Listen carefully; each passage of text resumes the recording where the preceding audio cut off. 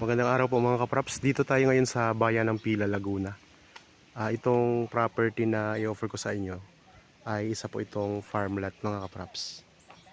Na tabing kalsada po mismo mga kapraps to. Dalawang property po ito. Ito po ay 3,000 square meters ito.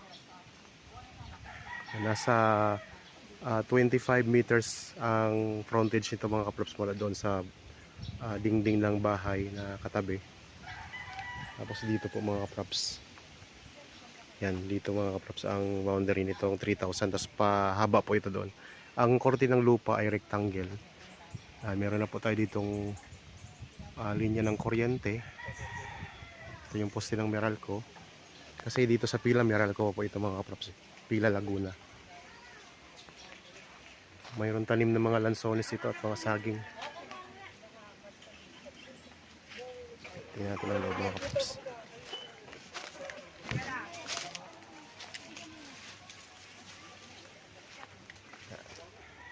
Puro lansones ang tanim niyan. Tapos may mga saging sa kaniyog mga kapraps. Patag na patag ang lupa. Mas meron na tayo dito mga katabing bahayan.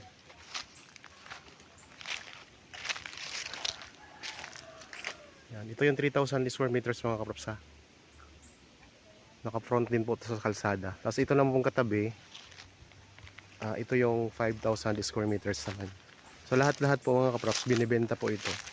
Buong sukat ay 8,000 square meters, dalawang title po.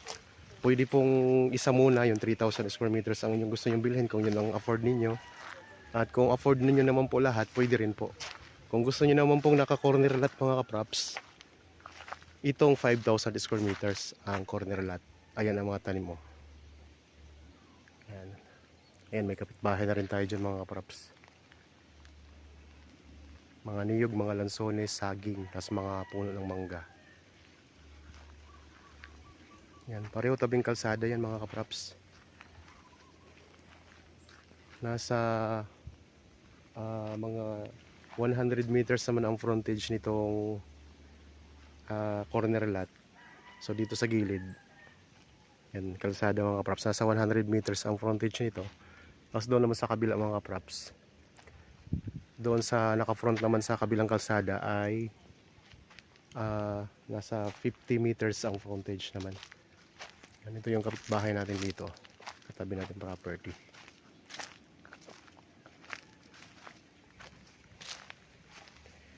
So may muhon na rin po ito. May muhon na ito mga kapraps. Pakita ko yung muhon na. Ito yung boundary ng 3,000. Itong muhon na to.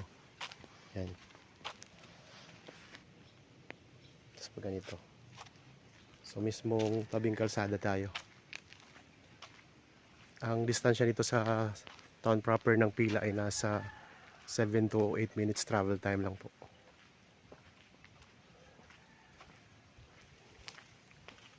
Yan. Ang haba ng frontage dito sa kabila mga kapraps. Hanggang doon yan sa kanto. Ay ang kanto. Kasi corner lot nga po itong 5,000 square meters. Ganda.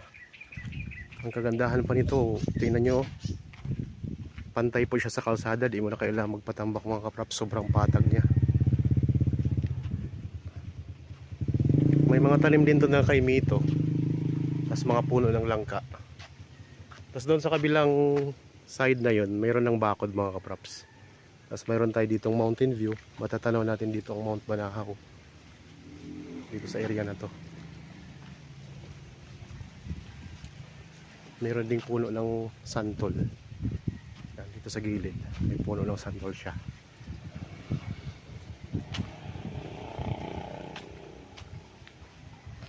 May kuryente na tubig.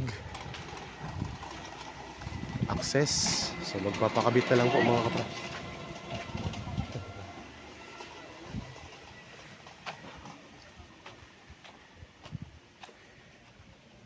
Pakita ko lang yung pinaka corner nito.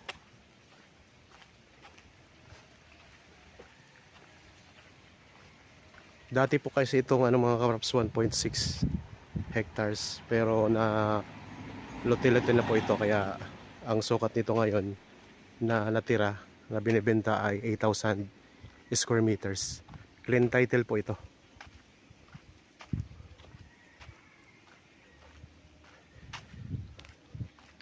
Yan, ito na yung pinaka-corner niya.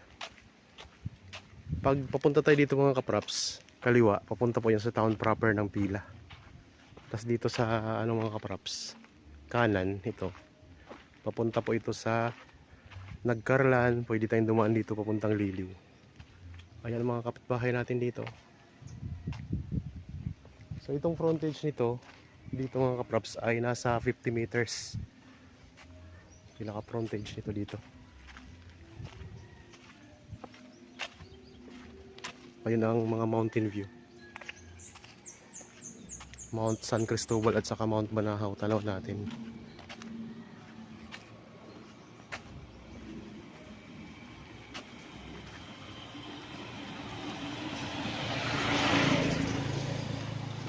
Tapos ang boundary nito hanggang dyan sa bakod na yun mga kapraps. Ito, itong bakod na to. Ito yung boundary niya. 50 meters ang pinaka frontage dito sa area na to.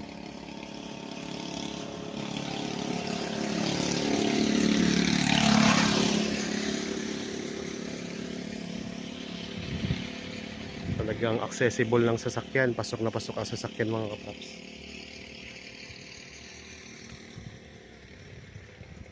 Wala na kayong problema sa dadaanan ninyo. Mismong tabi tayo ng kalsada. Okay, balik na tayo dito. Sa mga viewers po ngayon, ako nga po pala si Bads, ang inyong laging kasama para sa virtual viewing sa mga property na ino-offer namin. So kung may mga property po kayo na gustong ibenta, na wala pa kayong nahanap na buyer, pwede po kaming tumulong sa inyo.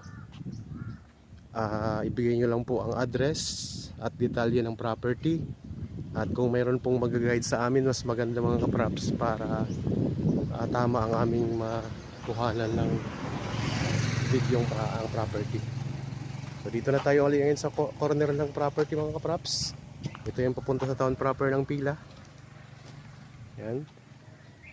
So ito naman po ang kalsada naman dito sa gilid. Marami pa po diyang mga farmland na dinidevelop na, at saka may mga rest house na rin dyan mga kapraps pag diniretso natin tong kalsada na to. Para po sa karagdagang detalye, pwede nyo pong pindutin yung o basahin nyo po yung mga details na sa description box para po maging malaman nyo po ang detalye nitong property. Tapos kung may mga katanungan kayo, may mga number naman po tayo, contact number na pwede nyong mga props tawagan, kaya text, chat, pwede po. Yan dito sa gilid mayroon din tayong mountain view. So yung patag ng lupa niya, wala tayong makikita ang hindi pantay.